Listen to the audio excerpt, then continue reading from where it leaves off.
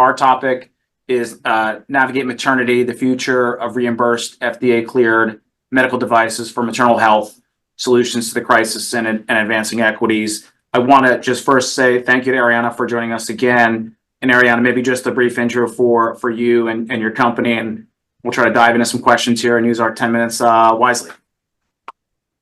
Thanks so much, Jim, and thanks so much, Stan, for that very warm welcome. So a little bit about Navigate. We are a tech-enabled medical device company, and we focus on improving outcomes in prenatal and postpartum moms through the use of big data, clear devices, and a scalable model that really empowers care teams, health systems, and payers to better take care of moms.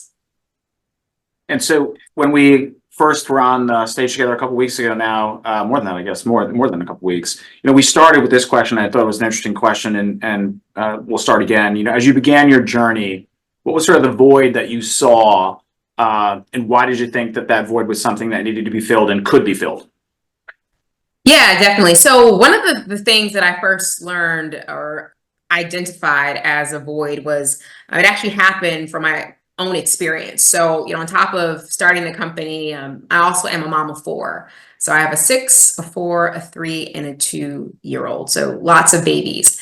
And it was during my 3rd pregnancy when COVID hit, I was considered to be a high-risk mom, and all of my appointments went virtual. So I was having telehealth visits, but they had no data on me. And that was my first clue that I said, wait, we can do something better here. So, yeah. And then, as you thought about filling the void, you had principal hurdles, right? What did you see as sort of the big stepping stones or barriers to, I don't want to say entry necessarily, but to reach the conclusion that it was time to move forward with this and that you could?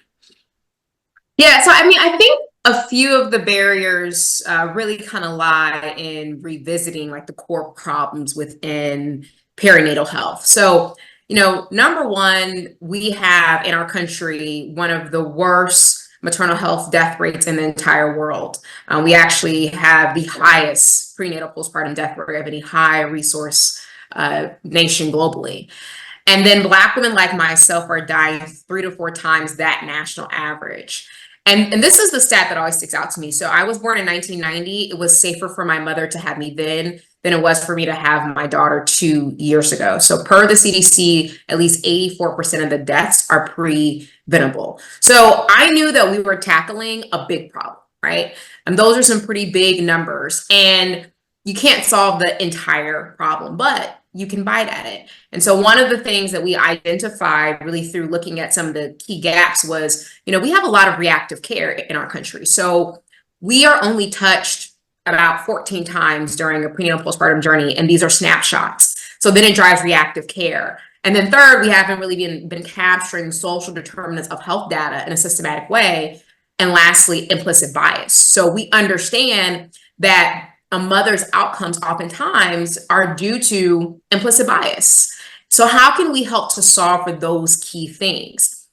And that journey to, at least solving part of that around being proactive and bias came from my own experience when I almost died 2 years ago, giving birth to my last child due to implicit bias, to a physician not listening to me.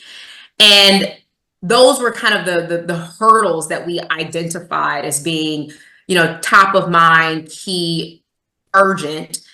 And, I think thus far we've done a fairly good job of helping to solve for at least those 4 issues within this crisis. And so you've been in the market now for, several years. You began your journey, several years ago. I'm curious, how has the overall sort of healthcare environment changed along with sort of the economic environment, and how has sort of the situation we find ourselves in now have resulted in you adjusting your approach, if you have? Yeah, so I think that the environment, has changed quite a bit. We did spend some time on the front end doing a lot of R&D, prior to launching. We actually just launched this past year. And I think prior to, there was a lot of focus on wellness products within the women's health maternal health space. And trust me, those products are absolutely needed, right? We need to think about the holistic experience of a mom. I think one of the things that, I'm starting to see some shift is that we're identifying that we need also actual clinical devices too. We need things that are going to empower physicians, empower health systems, empower payers to better allocate resources, to give them more insight into their patients. And then lastly, I think the way that we now are learning in order to make this scalable is that it has to be reimbursable. It can't just be that we think of an innovation and it's a really great idea and we're passionate. Your passion has to also be backed up by, can it actually be sustained? And the way that healthcare works in our country currently is that if it's not reimbursable, the likelihood of it being sustainable is fairly low. Coming from my background, I know we talked a little bit about, our backgrounds, but I come from the market access and reimbursement space. I did some sales too, but I worked at large biotech, pharma companies, medical device companies. And bottom line is that if you cannot get it reimbursed, if CMS does not cover it, and so that's coverage coding payment, it can't scale.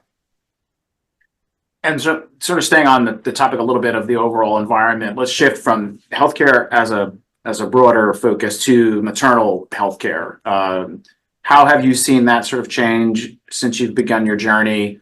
Are you happy with the direction of it? And I guess from the standpoint of what you're trying to do and are doing, how have you seen sort of those changes specifically focusing on your company and the goals that you have?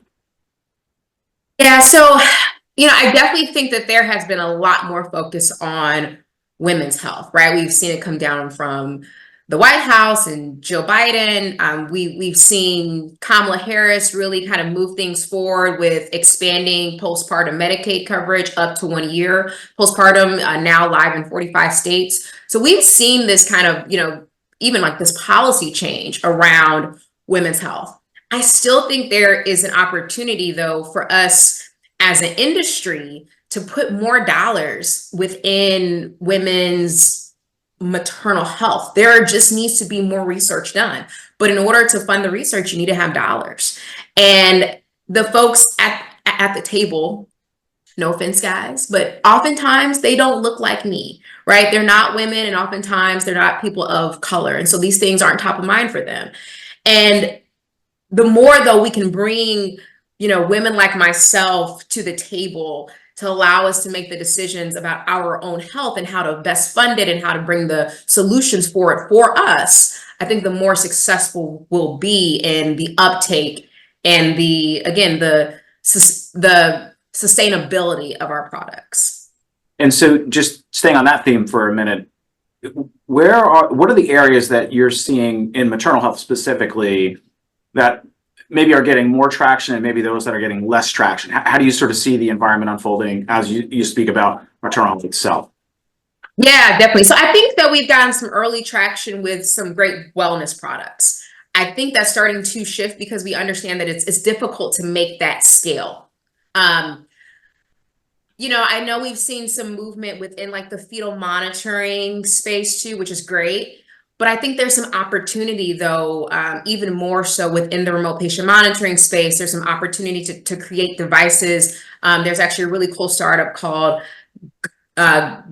Galena by Ashley Croft. She has a preterm labor device. So, things like that, I think, are things that are really going to move the needle forward in terms of improving the outcomes for moms. So, Stan, I see you up there in the corner. I have one final question for Ariana, if I can quickly ask it, and then we'll let you move on. You're in the process of looking, at your company and potentially doing some fundraising. Just talk to us a little bit about where you are in the company's lifestyle and where you sort of see it going over the next couple of years here. Definitely. So we have successfully raised a pre-seed. We're in the middle of our seed round. We have most of it done, committed. We've had our first close. So we are venture backed, which is an amazing milestone as a med tech company, as a Black women led med tech company. So we've hit some milestones, but right now we're really focused on our customers. We've got some early customers down at U of L and Humana. We are, got some other great customers in our pipeline. We're doing a pilot up here in Fort Wayne with Cameron Hospital. So we've got some early customers and some early traction. And now it's really about how we can continue to scale the product and get this in the hands of more moms to improve the outcomes. Well, Ariana, thanks very much.